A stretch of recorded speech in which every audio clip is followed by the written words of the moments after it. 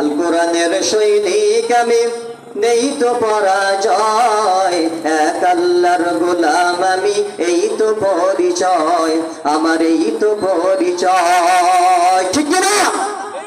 এই পৃথিবীর সবই নকল, এই পৃথিবীর সবই নকল, আসল কিছুই নয়, এক আল্লাহর গোলাম আমি, এই তো পরিচয় আমার, এই তো পরিচয়।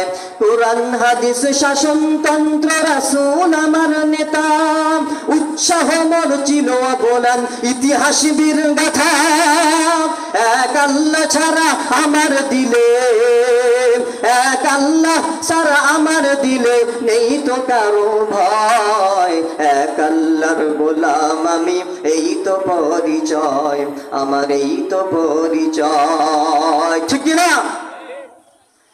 জীবনের চেয়েও ইমানের দাম জানো অনেক বেশি, তবেই কেন ইমান ছেড়ে জীবন পেয়েই খুশি।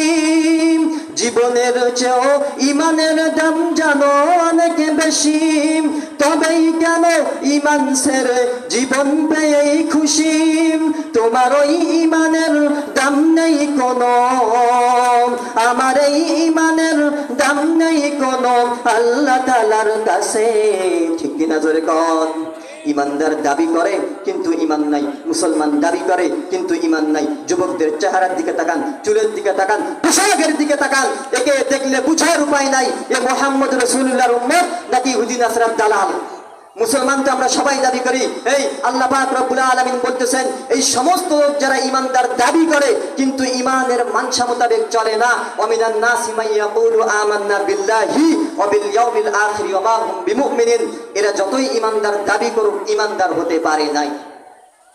যদি পারতো তার চুলের দিকে তাকালে রাসূলের কথা মনে পড়তো, যদি পারতো তার পোশাকের দিকে তাকালে নবীর কথা মনে পড়তো।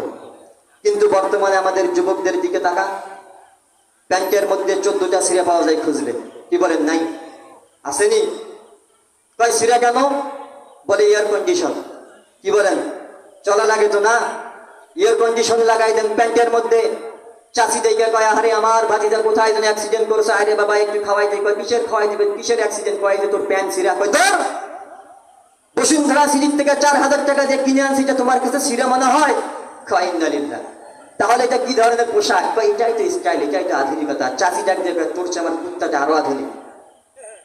সিরা উলঙ্গপনা যদি আধুনিক হয়, এদেশের গরু ছাগল কুকুর বিড়াল তার চাইতে বেশি আধুনিক। এই আধুনিকতার নাম দিয়ে তো আজকে দিন যত যাচ্ছে আমাদের যুবকরা উলঙ্গপনার দিকে আগাচ্ছে। ঠিক কিনা জোরে কন? দাবি করে নবীর উম্মত, অথচ চেহারায় উম্মতের কোনো আলামত নাই। শুধু দাবি করার নাম ইমানদার নয়। দেখবেন আমাদের দেশে ফলের সিজন আসলে, যখন আমের সিজন আসে, আম কিনতে যখন বাজারে যান তো কি দেখে আম কিনেন? কি দেখে আম কিনেন? কোনো একটা আলামত দেখেন। কি আলামত দেখেন? হয়তো তার ঘ্রাণ দেখেন, নয়তো বা তার কালার দেখেন। তো যখন বাজারে আম কেনার জন্য যান তো দুটো দিক দেখেন, হয় আমটার ঘ্রাণ দেখেন নয়তো বা কালার দেখেন। তো আম এটার ঘ্রাণ এবং কালারের পরিবর্তনে মানুষ বুঝে আমটা কাঁচা নাকি পাকা। আপনি নিজেকে নবীর উম্মত দাবি করবেন, আপনি নিজেকে নবীর উম্মত ইমানদার দাবি করবেন। যদি আপনি ইমানদার হয়ে থাকেন তাহলে অবশ্যই আপনার গায়ের মধ্যে ইমান আর সুন্নতের ঘ্রাণ আর রং ছড়ানোর কথা। যদি আপনার গায়ের মধ্যে ইমানের ঘ্রাণ না ছড়ায়, সুন্নতের রং না ছড়ায়, তাহলে দাবি করতে পারবেন মাগার ইমানদার হতে পারবেন না। ইমানের আলাদা ঘ্রাণ আছে কিনা? মুসলমানের আলাদা ঘ্রাণ আছে কিনা? এজন্য ইমানদারের ঘ্রাণ কি? আল্লাহ রাব্বুল আলামিন বলেন, সীমাহুম ফি উজুহিহিম মিন আসারিস সুজুদ। শুধু নির্বাচন আসলে সিজদা দিলে আর আসারিস সুজুদ হয় না। আমাদের দেশের কিছু মানুষ নির্বাচন আসলে নামাজি হয়, আমাদের দেশের কিছু মানুষ নির্বাচন আসলে দানশীল হয়। ওই নামাজ আর ওই দান, নামাজের আলামত প্রকাশ পায় না। আল্লাহ বলেন ইমানদার যারা, তার মধ্যে সিজদার আলামত প্রকাশ পাবে, তাকে দেখলেই মনে হবে এটা নামাজি। ইমানদার এটা দাবি করার বিষয় না, এটা মানার বিষয়। এটা যার দিলে থাকবে অটোমেটিক বাহিরে প্রকাশ পাবে, এটা যার ভিতরে থাকবে এটা এমনিতেই বাহিরে প্রকাশ পাবে। ঠিক কিনা বলেন? এটা যার ভিতরে থাকবে, এটা এমনিতেই তার বাহিরে সুন্নতে দাড়িতে প্রকাশ পাবে, ঠিক কিনা বলেন? দাড়িও নাই, টুপিও নাই, পাঞ্জাবি নেই, সুন্নত নাই, নামাজ নাই, হজ নাই, যাকাত নাই, দান নাই, সাদকা নাই, কিচ্ছু নাই, ইমানদার দাবি করে। আমি বলবো এই টাইপের ইমানদার হওয়া আর না হওয়া সমান। আল্লাহর কাছে এই টাইপের মুমিনের কোনো দাম নাই। এজন্য ইমানদারেরা নিজেদেরকে একটু চিনেন। আল্লাহ পাক রব্বুল আলামিন রাসূলকে কত সম্মানিত করেছেন, আমাকে আপনাকে কত সম্মানিত করেছেন। এখনো যদি না চিনেন, চিনবেন কবে? নবী বলেন কাল কিয়ামতের দিনে সমস্ত নবীদের উম্মতদের আগে আমার উম্মতেরা জান্নাতে ঢুকবে। সুবহানাল্লাহ। তাহলে আমাদের দাম কম না বেশি? চিনি নাই আমরা এখন আমাদেরকে।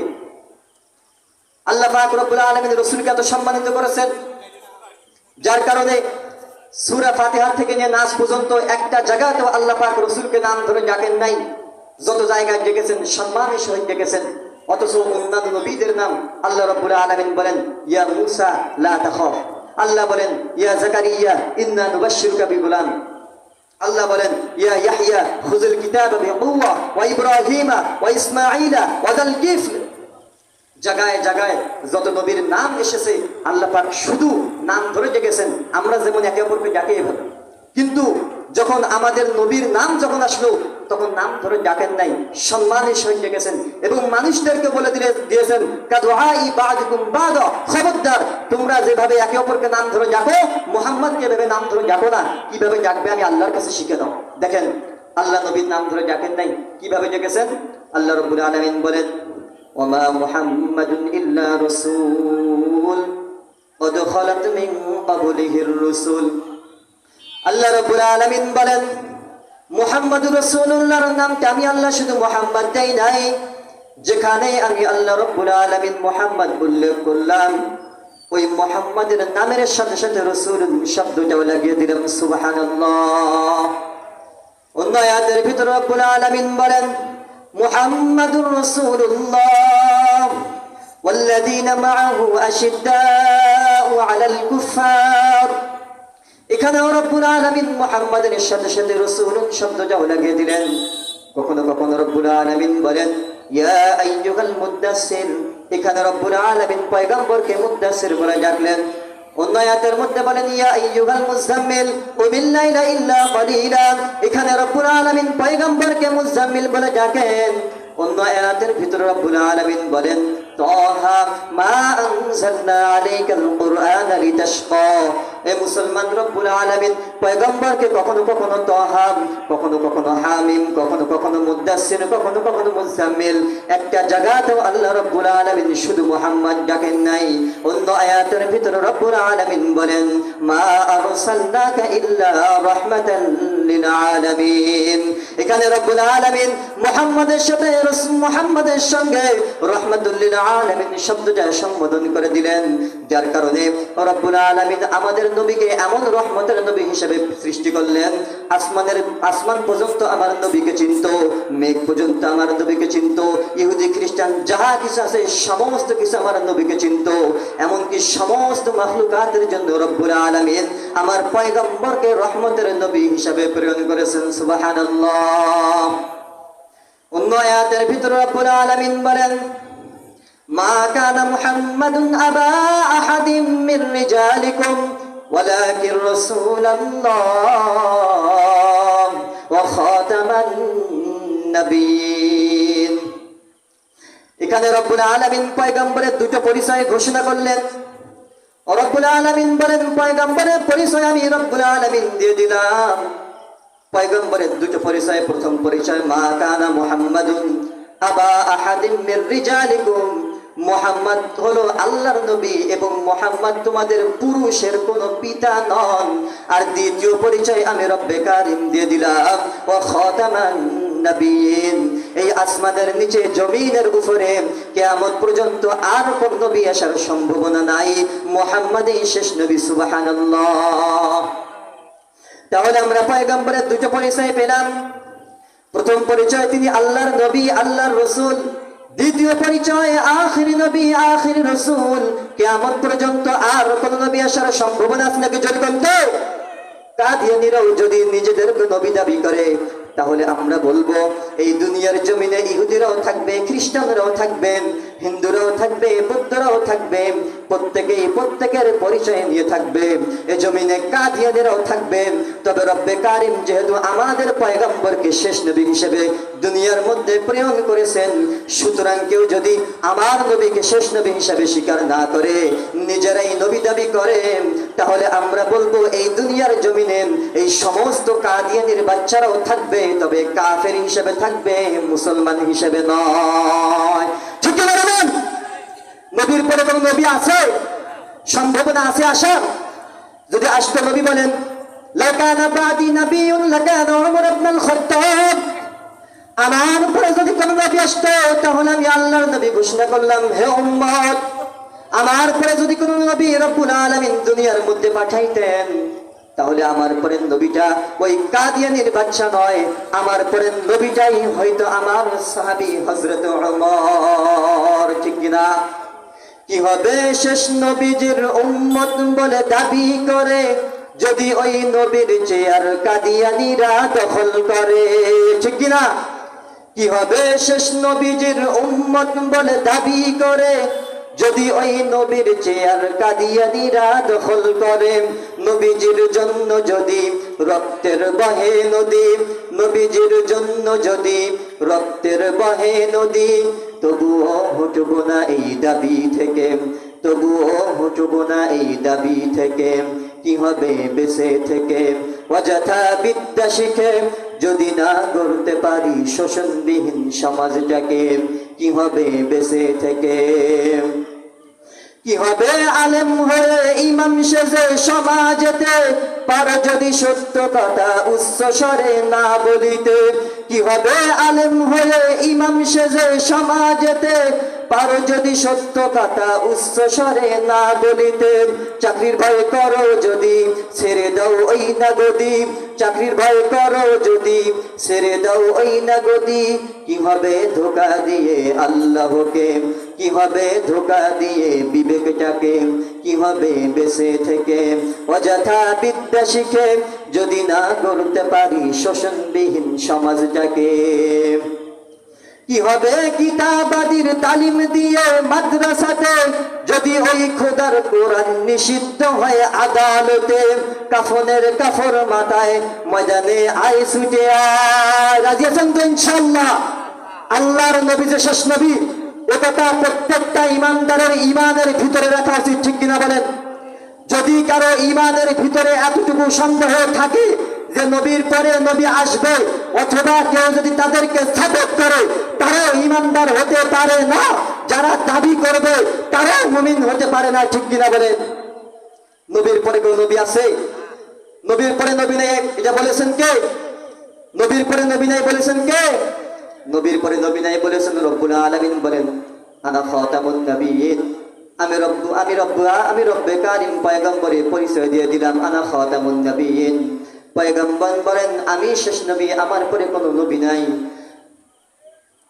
পয়গম্বর বলেন আমার উদাহরণ কেমন একটা দেয়ালের মতো, যেই দেয়ালের সমস্ত ইটগুলো পড়ে গেল, একটা একটা ইট মাত্র লাগাম আর একটা জায়গা শুধু ফাঁকা রয়ে গেছে। রব্বুল আলামিন দুনিয়ার শুরু থেকে নিয়ে আজ পর্যন্ত যতগুলো পয়গম্বর দুনিয়ার মধ্যে প্রেরণ করেছেন, সমস্ত পয়গম্বরকে প্রেরণ করার মাধ্যমে রব্বুল আলামিন সুন্দর নবুয়তের ভিত্তিটাকে সুন্দর করে রেখে দিয়েছেন। একটা জায়গা শুধু ফাঁকা ছিল, ওই একটা জায়গা ফাঁকাই হলাম আমি মুহাম্মদ রাসূলুল্লাহ। সুতরাং আমি পয়গম্বরকে দুনিয়ার মধ্যে প্রেরণ করার মাধ্যমে ওই নবুয়তের সুন্দর জ্ঞানটা পরিপূর্ণ হয়ে গেছে। সুতরাং কিয়ামত পর্যন্ত আর কোন নবী আসার সম্ভাবনা নাই, আমি শেষ নবী। বলেন সুবহানাল্লাহ। মুহতারাম হাজিরিন, তাহলে আমরা পরিচয় পেলাম কি? আল্লাহ রাব্বুল আলামিন নিজেও কোরআনের মধ্যে বলেছেন আমি যে মুহাম্মদকে প্রেরণ করলাম এই মুহাম্মদই হলো শেষ নবী। এবং নবীও বলেছেন আনা খাতামুন নবিয়্যিন, আমি শেষ নবী। সুতরাং আমার পরে যদি কেউ নবী দাবি করে তাহলে তাই মুসলমান হতে পারে না, সে কাদিয়ানি কাফের। নবীর পরে কোন নবী আছে? বলেন আছে? ঘুমাইতেছেন নাকি? কিন্তু এখন বেশিরভাগ যে বিষয়টা চালু হয়ে গিয়েছে যে একদল আছে তারা নবীর পরে নিজেকে নবী দাবি করে আছে। এরা কারা চিনেননি? কারা এরা? এরা মুসলিম ঠিকই, এরাও আমার আপনার মতন এরাও মুসলমান, কিন্তু এদেরকে কাদিয়ানি কাফের কেন বলা হয়েছে? এরা নিজেদেরকে, ওরা অন্য কোনো নবী মানবে না, ওরা মুহাম্মদ রাসূলুল্লাহকে স্বীকার করে না, ওরা নিজেরাই নিজেকে নবী বলে যে আমিই নবী। কিন্তু আজকে বড় আফসোস আর দুঃখের বিষয় হলো যে এই বাংলাদেশের মধ্যে, যেখানে 3 ভাগের মধ্যে 2 ভাগই মুসলমান, এবং এই রাষ্ট্র হলো একটা ইসলামী রাষ্ট্র, এবং এই রাষ্ট্রে যারা ক্ষমতায় অবস্থান করতেছেন বর্তমান, এনারাও মুসলমানের সন্তান, এনারাও নিজেকে মুসলমান দাবি করে। তো দুঃখজনক বিষয় হলো যে মুসলমান সবাই আমরা দাবি করি, এবং এদেশের অধিকাংশই মুসলমান, বিধর্মী অল্প, এবং এদেশে যারা ক্ষমতাশীল এরাও মুসলমান। কিন্তু আজকে যারা আমার নবীর বিরুদ্ধে স্লোগান তুলেছে যে নবীকে আমরা মানি না, আমরা নিজেই নবী, এই সমস্ত মুসলমানদেরকে আজও পর্যন্ত কাদিয়ানি ঘোষণা করতে আমাদের যারা ক্ষমতায় আছেন এদের সমস্যা হয়।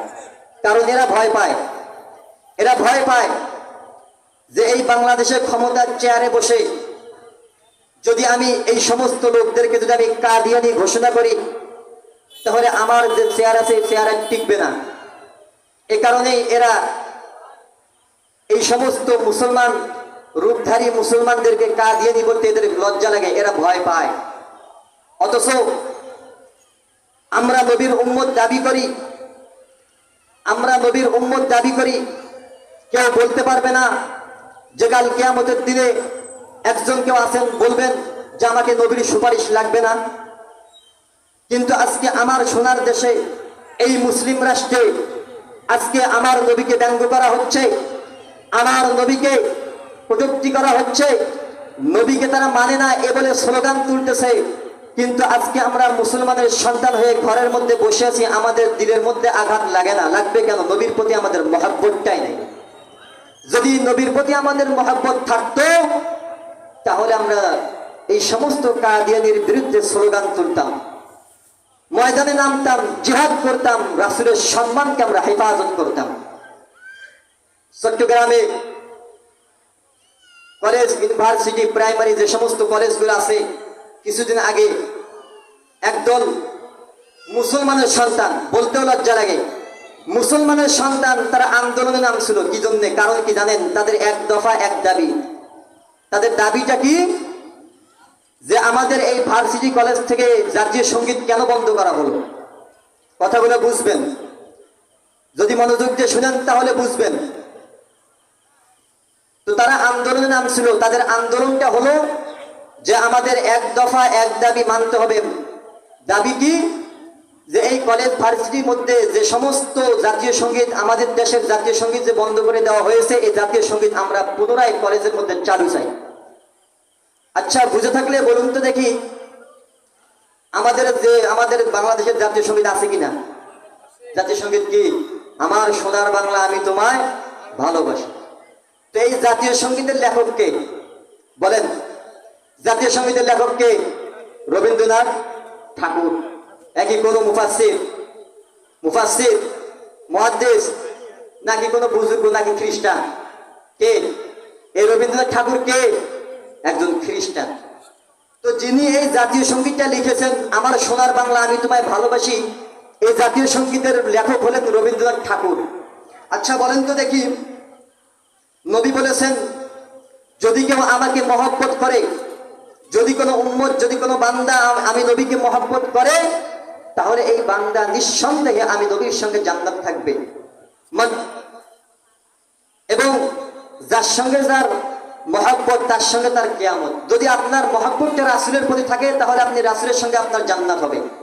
এখন বলেন তো, আমি যে আন্দোলনে নামলাম, আমি আন্দোলন করতেছি যে আমার আন্দোলনটা মানতে হবে, আমার দফা, আমার দাবি মানতে হবে, পুনরায় জাতীয় সঙ্গীত চালু করতে হবে।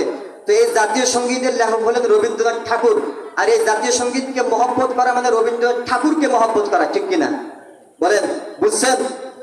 তো এই জাতীয় সঙ্গীতকে মহব্বত করা মানে রবীন্দ্রনাথ ঠাকুরকে মহব্বত করা। তো কেউ যদি এই রবীন্দ্রনাথ ঠাকুরকে অর্থাৎ কেউ যদি জাতীয় সঙ্গীতকে মহব্বত করে, তাহলে তার এই মহব্বতটা সরাসরি জাতীয় সঙ্গীতে নয়, রবীন্দ্রনাথ ঠাকুরের প্রতি হয়। আর যদি কারো মহব্বতটা রবীন্দ্রনাথ ঠাকুরের সঙ্গে হয়, তাহলে তার কিয়ামতটাও রবীন্দ্রনাথ ঠাকুরের সঙ্গে হবে। এখন বুঝে নেন, যদি ঠাকুর জান্নাতে যায়, আপনিও যাবেন। জান্নাতে যাবে? এই ঠাকুর জান্নাতে যাবে? বলেন না কেন যাবে? আচ্ছা বলেন, এই রবীন্দ্রনাথ ঠাকুর এর বাসা কোথায়? এদেশে। এ মারা গেছিল কত সালে? কত সালে মারা গেছিল বলতে পারবেন? এই রবীন্দ্রনাথ ঠাকুর মারা গিয়েছিল 1941 সালে। 1941 সালে। আর আমাদের দেশ স্বাধীন হয় 1971 সালে। তাহলে দেশ স্বাধীন হওয়ার 30 বছর আগে ঠাকুর মারা যায়। তাহলে ঠাকুর মারা যাওয়ার 30 বছর পরে তার হাতের লেখার কবিতা আমাদের দেশের জাতীয় সঙ্গীত হয় কেমনে? বলেন। দেশ স্বাধীন হওয়ার 30 বছর আগে ঠাকুর মারা গেছে এবং সে মারা যাওয়ার 30 বছর পরে তার হাতের লেখার কবিতা আমাদের দেশের জাতীয় সঙ্গীত হয় কেমনে? এটা কি ঠাকুর নিজে আবেদন করেছিলেন? আবেদন করেছিলেন? এই জাতীয় সঙ্গীত কারা নিয়ে আসছে? আমার আপনার মতো নামধারী কিছু মুসলমান। এই জাতীয় সঙ্গীতকে পুরো কলেজ প্রাইমারি স্কুলের মধ্যে ঢুকাই দিয়েছেন, একমাত্র কারণ হলো ইসলামকে ধ্বংস করার জন্য। অথচ আমাদের দেশে কবিতার কোনো অভাব আছে? আল্লাহ মুহিবুদ্দিন খান কত সুন্দর সুন্দর কবিতা লিখেন, তার কবিতার কাছে ঠাকুর মাহুরের কোনো খাওয়া আসেনি? আছে? অথচ আমাদের এই দেশের এত সুন্দর সুন্দর কবিতা থাকা সত্ত্বেও, ইসলামিক এত সুন্দর সুন্দর গজল কবিতা থাকার সত্ত্বেও ওই ঠাকুরের লেখার কবিতা আমাদের দেশের জাতীয় সঙ্গীত বানানো হয়েছে। আর এই জাতীয় সঙ্গীত যখন বন্ধ করে যখন দেওয়া হলো, বন্ধ করা হয়েছিল, যখন হাসিনা যখন পালে যাওয়ার পরে এই জাতীয় সঙ্গীত বন্ধ করে দিয়েছিল। আলেম ওলামারা জাতীয় সঙ্গীত বন্ধ করে দিয়েছিল। তো যখন এই জাতীয় সঙ্গীত যখন বন্ধ করে দিল, তখন একদল মুসলমানের সন্তান তারা আন্দোলনে নামলো। আমাদের আন্দোলন হলো পুনরায় জাতীয় সঙ্গীত চালু করতে হবে। অথচ আমার রসুলকে নিয়ে কটূক্তি করা হচ্ছে, আমার রসুলকে নিয়ে ব্যঙ্গ করা হচ্ছে, আমার রসুলের সুন্নতকে আঘাত করা হচ্ছে, আমার রসুলের সুন্নতকে ফেলে দেওয়া হচ্ছে, আমার রসুলের সুন্দর পবিত্র চেহারা মুবারকে আঘাত করা হচ্ছে। এই বিরুদ্ধে এটা নিয়ে আমার কোনো প্রতিবাদ নাই, আমার দিলের মধ্যে কোনো হয় না। তার কারণ আমার দিলের মধ্যে মহব্বতটা নাই। এজন্যই তো বলতেছেন যে যার সাথে যার মহব্বত তার সাথে তার কিয়ামত।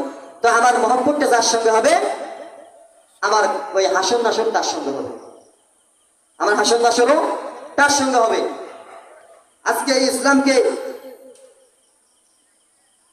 ইসলামকে এদেশ থেকে সরানোর জন্য কতই না ষড়যন্ত্র করা হইতেছে। ইসলাম শুধুমাত্র কারণ কি? এরা ইসলামকে বিনাশ করতে চায়। এরা ইসলামকে কি করতে চায়? বিনাশ করতে চায়। কারণ এরা চায় না যে এদেশে ইসলাম টিকে থাকুক, এরা চায় না যে এদেশে ইসলাম রাষ্ট্র কায়েম হোক, এরা চায় না। সেই শুরু থেকে আজ পর্যন্ত এরা শুধু ইসলামের বিরুদ্ধে লাগিয়ে আছে যে কিভাবে ইসলামটাকে শেষ করে দেওয়া যায়। এখন বলবেন যে এখানে এত সুন্দর একটা পরিবেশ, যেখানে আল্লাহর ওলিরা শাহিদ আছে, আপনি এখানে মজার মজার গল্প বলবেন, সুন্দর সুন্দর কাহিনী শোনাবেন, একটু আমাদেরকে হাসি চমক দিবেন, আমরা এখান থেকে মজা নিয়ে চলে যাব। যদি কেউ মনে করেন তাহলে তার ধারণাটা ভুল। তার কারণ কি? এখানে আসার পর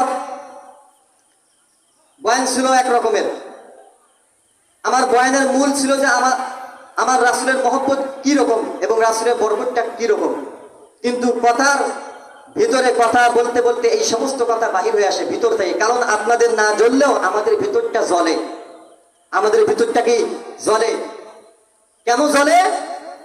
এই জলে প্রশ্নের উত্তর দিতে গেলে এখন আপনাদেরকে আরো কিছু মূল্যবান জিনিস শুনাইতে হবে। এখন শুনতে শুনতে আপনারা বিরক্ত হলে আমার করার কিছু নেই, কারণ আমার হাতে সময় অনেক। আমি কি করব? সময় অনেক, এই কারণে তো আমাকে বলতেই হবে। কারণ আমি বলছিলাম এই সমাজে বেঁচে থেকে কোনো লাভ আছে যদি সত্য কথাই বলতে না পারি। এখন সত্য কথা বলতে গিয়ে যদি কারো মনে আঘাত লাগে, কষ্ট পায়, মন বেজার হয়, তাহলে দেখার কোনো সময় নাই। কারণ যার জন্য কথা বলবো তিনি যদি সন্তুষ্ট থাকেন, দুনিয়ার বাকি কে কি মনে করুক সেটা দেখার বিষয় না। তো যাই হোক, যেটা বলছিলাম যে এই ইসলামকে বিনাশ করার জন্য, ইসলামকে ধ্বংস করার জন্য কত কি করা হইতেছে। শুধু ইসলামটাকে এরা এদেশ থেকে সরাইতে চায়। কি করে নাই এদেশে থেকে, তারা কি করে নাই? যদি পূর্বের ইতিহাস আমরা খুলে দেখি তাহলে ওই 2013 সালে 5 আগস্টে ওই 2013 সালের 5 আগস্টে ঢাকা শাপলা চত্বরের মধ্যে রাতের অন্ধকারে সমস্ত লাইটিং বন্ধ করে দিয়ে, নেট কালেকশন বন্ধ করে দিয়ে, রাতের অন্ধকারে সরাসরি যেখানে শাপলা চত্বরের মধ্যে হাজার হাজার হাফেজে কোরআন উপস্থিত ছিলেন, হাজার হাজার আলেমে দ্বীন উপস্থিত ছিলেন, হাজার হাজার যুবক উপস্থিত ছিলেন, হাজার হাজার মায়ের সন্তান উপস্থিত ছিলেন, মুসলমানরা উপস্থিত ছিলেন, মুরব্বীরা উপস্থিত ছিলেন, সেই শাপলা চত্বরের মধ্যে রাতের অন্ধকারে সমস্ত লাইটিং ব্যবস্থা বন্ধ করে দিয়ে এই স্বৈরাচারী রাতের অন্ধকারে সরাসরি ক্রস ফায়ার করে সবাইকে মেরে ফেলেছে। কারণ কি? তারা আন্দোলনটা তুলেছিল যে এদেশে আমরা ইসলামী আইন, ইসলামী রাষ্ট্র আমরা কায়েম করতে চাই। এটাই ছিল তাদের তামান্না, তাদের দিলের চাওয়াটা ছিল এটাই যে আমরা এই মুসলিম রাষ্ট্রে, আমরা এই দেশে, আমাদের দেশে আমরা ইসলাম দেখতে চাই। এই স্লোগান কেন তুললো? এই কারণে 2013 সালে 5 আগস্টে ঢাকা শাপলা চত্বরের মধ্যে রাতের অন্ধকারে এই স্বৈরাচারী ক্রস ফায়ার করে হাজার হাজার লক্ষ লক্ষ মাদ্রাসার ছাত্রকে গুলি করে মেরেছে। তো এটা আপনাদের না জ্বললে আমাদের জ্বলে, এজন্য আমাদের কথাগুলো বলতে হয়। তো শাহ আতাউল্লাহ বুখারী রাহিমাহুল্লাহ, যিনি বুখারী কিতাব লিখেছেন, তো তিনি বলতেছেন যে সারা পৃথিবীতে আমি বিচরণ করে, সারা পৃথিবীতে আমি ঘুরলাম, দেশ বিদেশে সফর করলাম, সব জায়গায় ঘুরলাম, নিজের হাতে কিতাবাদি লিখলাম, ছাত্রদেরকে পড়াইলাম, কত কিতাব গবেষণা করলাম, কত কি পড়লাম, কিন্তু কোথাও আমি দুটো জিনিস দেখি নাই। বলেন কয়টা জিনিস? শাহ আতাউল্লাহ বুখারী রাহমাতুল্লাহ বলতেছেন, কে? শাহ আতাউল্লাহ বুখারী রাহমাতুল্লাহ, তিনি বলতেছেন যে আমি দুটো জিনিস কোথাও দেখি নাই। নাম্বার 1, কেউ আল্লাহ রাব্বুল আলামিনের রাস্তায় দান করেছে, দান করার পরে তাকে ভিক্ষা করতে হচ্ছে, আমি এটা কোথাও দেখি নাই। বুঝছেন? তিনি বলতেছেন যে নাম্বার 1, কেউ আল্লাহ রাস্তায় দান করেছে, দান করার পরে তাকে ভিক্ষা করতে হয়েছে, অর্থাৎ সে ফকির হয়ে গেছে ভিক্ষা করার পর, এটা আমি কোথাও দেখি নাই। আর নাম্বার 2, কেউ কারো উপরে এ জমিনে, এ দুনিয়ায় জুলুম করে টিকতে পারছে, এটা আমি কোথাও দেখি নাই। এটা কে বলেছিলেন? শাহ আতাউল্লাহ বুখারী রাহিমাহুল্লাহ, যিনার নাম নেওয়ার যোগ্যতা আমার নাই, তিনি বলেছিলেন এই কথা। দ্বিতীয় নম্বর কথাটা কি? যে এই দুনিয়াতে কেউ কারো উপর জুলুম করে টিকতে পারছে, এটা আমি কোথাও দেখি নাই। কথাটা বাস্তব। কেউ কারো উপর জুলুম করে থাকতে পারে, টিকতে পারবে না। যতই জুলুম অত্যাচার করুক না কেন, একদিন এই জুলুম তার ভাঙবে কিনা বলেন? ফেরাউন কি পরিমাণ আঘাত, কি পরিমাণ কষ্ট দিয়েছিল মুসা পয়গম্বরকে, কি পরিমাণ কষ্ট দিয়েছিল, শাস্তি দিয়েছিল। এমনকি এই ফেরাউন নিজেকে আল্লাহ বলে দাবি করতো, নাউজুবিল্লাহ, নিজেকে আল্লাহ বলে দাবি করতো, এবং তার রাষ্ট্রের যতগুলো মানুষ ছিল সবাইকে বলতো যে তোমরা আমাকে মানো, আমি আল্লাহ। মুসা তোমাদেরকে কি দিব? ও তো জাদু টোনা জানে, ও জাদু করতেছে, মুসা তোমাদের জাদু দেখায়। ফেরাউন বলতেছে, ফেরাউন কি কাফের, একজন কাফের।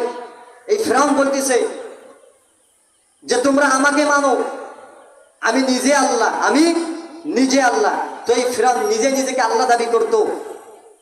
এরপরেও আল্লাহ রাব্বুল আলামিন এই ফেরাউনকে নীল নদীতে চুবাইয়া মারছে।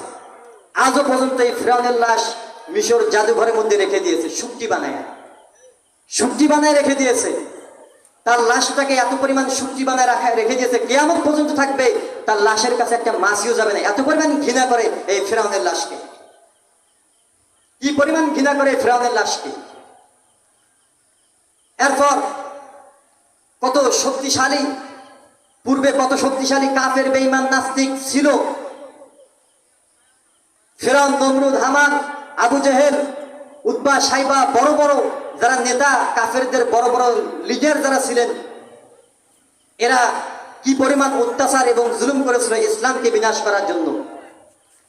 এমনকি পয়গম্বর যখন তার অনুসারীদেরকে যখন দাওয়াত দিতে যাচ্ছেন, প্রকাশ্যে যখন দাওয়াত দিতে যাচ্ছেন, ইসলামের জন্য যখন দাওয়াত দিতে যাচ্ছেন, তখন মক্কার অলিগলিতে আবু জাহেল, মক্কার অলিগলিতে সমস্ত কাফেরদেরকে পাহারা দিয়ে রাখছে যে মোহাম্মদ পয়গম্বর যখন ঢুকবে, ইসলামের দাওয়াত, কালিমার দাওয়াত যখন মানুষের কাছে যখন পৌঁছায় দিবে, তখন তোমরা তাকে পাথর মারবে। তো এই কাফেররা পয়গম্বর যখন ইসলামের দাওয়াত যখন দেওয়ার জন্য যখন যাইতেছে, মানুষকে কালিমার দাওয়াত দিতেছে, পিছন দিক দিয়ে ওই মক্কার কাফেররা পয়গম্বরকে পাথর মারতেছে। পাথর মারতে মারতে মারতে মারতে পয়গম্বর রক্তাক্ত হয়ে জমিনে পড়ে যাইতেছে।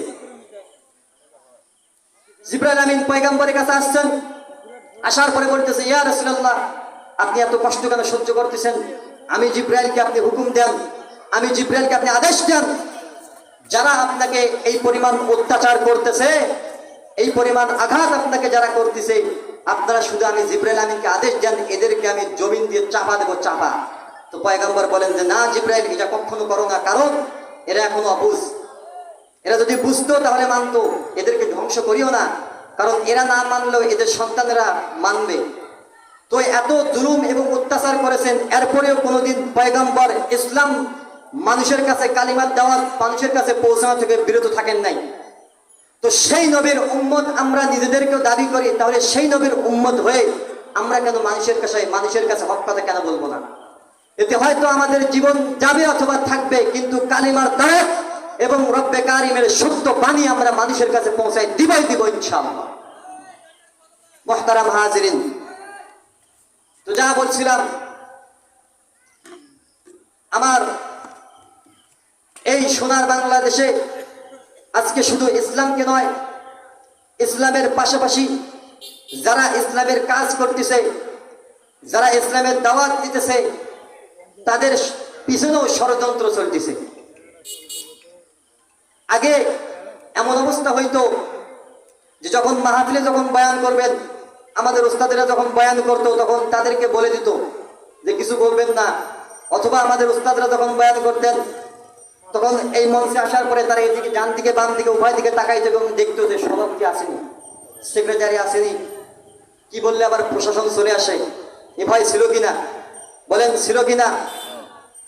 কিন্তু এই ভয়কে দূর করিয়ে দেখিয়েছেন 40 মিনিটের মাথায়, এই ভয়কে দূর করিয়ে দেখিয়েছেন বাংলার জনগণ, ঠিক কিনা বলেন? তো এই দেশে যতই ক্ষমতাশীল থাকুক না কেন, ইসলামের বিরুদ্ধে যতই ষড়যন্ত্র করুক না কেন, কেউ টিকতে পারবে না।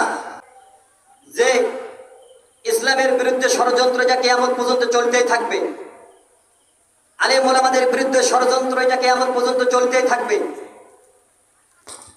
কিন্তু এই ইসলাম এবং আলেম ওলামাদের বিরুদ্ধে যত রকম ষড়যন্ত্র করা হোক না কেন, এই ষড়যন্ত্র বেশি দিন টিকবে না।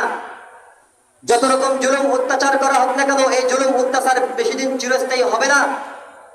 কারণ নিজেই দেখেছেন, স্বচক্ষে আমরা দেখেছি, বেশি টাইম লাগে নাই, শুধুমাত্র 40 মিনিট সময় বেঁধে দিয়ে এই স্বৈরাচারীকে বিদায় করা হয়েছে। সুতরাং আমি বলতে চাই, 1971 থেকে আজ পর্যন্ত এদেশ 71-এ স্বাধীন হয়েছে ঠিক, কিন্তু 71-এর স্বাধীনতা, প্রকৃতপক্ষ স্বাধীনতা বাংলার মানুষ কখনোই অর্জন করতে পারে নাই। বারে বারে যে সরকারে এসেছে, ইসলাম আর ওলামা ইকরামের উপরে আক্রমণ করেছে, ঠিক কিনা বলেন?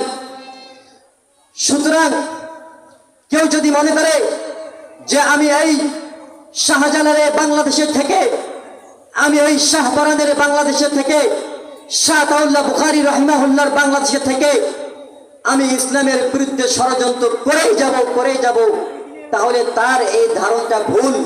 কারণ কেউ কারো উপর জুলুম করে বেশি দিন এই দুনিয়ায় টিকতে পারবে না। এজন্যই বলছিলাম যে খবরদার যুবক ভাইয়েরা, যে স্বাধীনতা আমরা পেয়েছি, খবরদার এই স্বাধীনতা নষ্ট করা যাবে না। যদি কেউ নতুন করে ক্ষমতা না পেয়ে ক্ষমতার অপব্যবহার করা শুরু করে, তাদেরকে দাঁত ভাঙা জবাব দেওয়া হবে, ঠিক কিনা বলেন? এজন্য সর্বাবস্থায় যুবকদেরকে একমত থাকতে হবে, যুবকদেরকে সর্বাবস্থায় একমত হয়ে আমাদেরকে সমাজ পরিচালনা করতে হবে। তার কারণ হলো, এই যে মুহররম মাস চলতেছে, এই মুহররম মাসে হযরত ইমাম হুসাইন রাদিয়াল্লাহু তাআলা আনহু, তিনাকে কুফার কাফেররা, কাফির ইয়াজিদ, সে ইমাম হুসাইন রাদিয়াল্লাহু তাআলা আনহুকে বলতেছেন যে তোমাদের দাওয়াত থাকলো, তোমরা মক্কা থেকে আমাদের কুফায় আসো। তখন ইমাম হুসাইন রাদিয়াল্লাহু তাআলা আনহু নিজের 6 বছরের শিশু সহ, নিজের সন্তান, স্ত্রী, আত্মীয় স্বজন, চাচা, ভাতিজা, সাহাবী সহ সবাইকে নিয়ে তিনি কুফায় পৌঁছলেন। কুফায় যখন পৌঁছলেন, কুফায় পৌঁছার সঙ্গে সঙ্গে এই ইয়াজিদ নামক কাফের সে তার সঙ্গীদেরকে নিয়ে পুরো ইমাম হুসাইনকে ঘেরাও করে ফেলছেন। এই ইয়াজিদ ছিলেন একজন ফাসেক, একজন নাস্তিক, একজন কাফের এবং ইসলামের বিরুদ্ধে অবস্থানকারী। তো ইমাম হুসাইনকে যখন ঘেরাও করে ফেললেন, ইমাম হুসাইনকে ঘেরাও করার পরে ইমাম হুসাইনকে বলতেছে, ইমাম হুসাইন, আজকে তুমি দেখো তোমার চতুর্পাশ দিয়ে আমার লোকেরা তোমাকে ঘেরাও করে ফেলছে, সুতরাং তুমি আমার আনুগত্য স্বীকার করো। আমি তোমার 6 বছরের শিশু সহ তোমার সন্তান, তোমার স্ত্রী, তোমার সাহাবী, তোমার আত্মীয় স্বজন, তোমাকে সহ সবাইকে আমি এখান থেকে সুসম্মানে বিদায় করে দেব। আর যদি তুমি আমার আনুগত্য স্বীকার না করো তাহলে আমি তোমাকে তোমার 6 বছরের শিশু সহ সবাইকে এখানে হত্যা করে ফেলবো। তো ইমাম হুসাইন রাদিয়াল্লাহু তাআলা আনহু দীপ্ত কণ্ঠে বলে উঠলেন যে দিনের জন্য জীবন দেওয়া ভালো, কিন্তু কোন নাস্তিকের সামনে মাথা নত করা ভালো নয়। এই কথা যখন বলে উঠলেন তখন ইয়াজিদ পানি বন্ধ করে দিলেন। পানি বন্ধ করে দেওয়ার কারণে ইমাম হুসাইন রাদিয়াল্লাহু তাআলা আনহুর 6 বছরের শিশু পানির যন্ত্রণায় ছটফট করতেছে। এই পানি না পাওয়ার কারণে এক এক করে সবাই মারা গেছেন, শুধুমাত্র ইমাম হুসাইন রাদিয়াল্লাহু তাআলা আনহু জীবিত রয়েছেন। তখন ইয়াজিদ বলতেছে, এই ইমাম হুসাইন, তুমি তাকাই দেখো, আজকে তোমার সঙ্গে কেউ নাই, সুতরাং এখনো তোমাকে আমি সময় দিলাম, আমি ইয়াজিদের কথাকে মানো, আমার আনুগত্যকে তুমি স্বীকার করো, আমি আমার রাজত্ব আমি তোমার হাতে তুলে দেব, আমি তোমার জীবনকে ভিক্ষা দিয়ে দেব। তো ইমাম হুসাইন রাদিয়াল্লাহু তাআলা আনহু বললেন, এই একই কথা বললেন যে জীবন দিনের জন্য দেওয়া ভালো, কিন্তু কোন নাস্তিকের সামনে আমি মাথা নত করব না। এই কথা বলার পরে তিনি উজু করে সিজদায় চলে গেছেন। যখন চলে গেছেন, ওই সময় ইয়াজিদ নামক এই ফাসেক, এই ইসলামের বিরুদ্ধে অবস্থানকারী, সে তার সঙ্গী নিয়ে ইমাম হুসাইনকে সিজদা অবস্থায় মেরে ফেলছেন। তো এরপরেও কোনোদিন তারা নিজের জীবনকে বিলিয়ে দিয়েছেন, কিন্তু কোনো নাস্তিকের সামনে তাদের ঈমানটাকে তারা বিক্রি করে নাই। এজন্যই তারা দুনিয়ার মধ্যে তারা জান্নাতের সার্টিফিকেট পেয়ে